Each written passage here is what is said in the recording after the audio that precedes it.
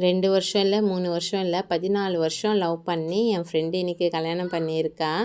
ரொம்ப ரொம்ப ஹாப்பி. இத்தனை நாள் வெயிட் பண்ணி பொறுமையா இருந்து வீட்டில் சம்மதம் வாங்கி கல்யாணம் பண்ணியிருக்காங்க. நாங்கள் 3 பேருமே ஃப்ரெண்ட்ஸ் 3 பேருமே வந்து 6 மணிக்கெலாம் கிளம்பிட்டோம். நாங்கள் ஃபேமிலியோடு போயிருந்தோம்.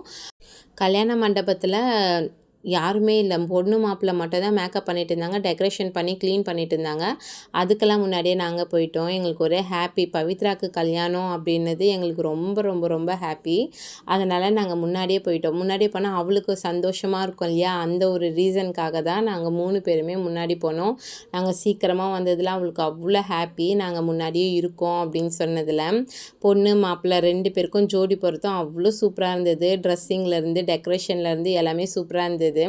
அடுத்தடுத்த மாதம் கல்யாணம் தான். என் ஃப்ரெண்டு 3 பேருக்குமே ஃபஸ்ட்டு ஒரு மேரேஜ் இப்போ நல்லபடியாக முடிஞ்சிடுச்சு. முடிச்சுட்டு ஃபேமிலி எல்லாருமே எங்கள் ஃப்ரெண்ட்ஸ் எல்லாருமே வந்து அவங்கவுங்க ஃபேமிலி கூட அட்டாச்மெண்ட்டாக இருப்போம்.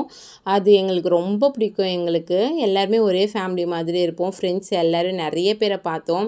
எல்லோரும் கூட சேர்ந்து ஃபோட்டோஸ்லாம் எடுத்துகிட்டு ரொம்ப நேரம் ஆனதுனால பசங்களும் நல்லா சாப்பிட்டுட்டு நல்லா விளையாட ஆரம்பிச்சிட்டாங்க. விளையாடிட்டு ஆஸ் யூஷுவல் பிரியாணி 65 தான். ரொம்பவே நல்லா இருந்தது சாப்பாடு. சாப்பிட்டுட்டு கிளம்பி வந்துட்டோம்.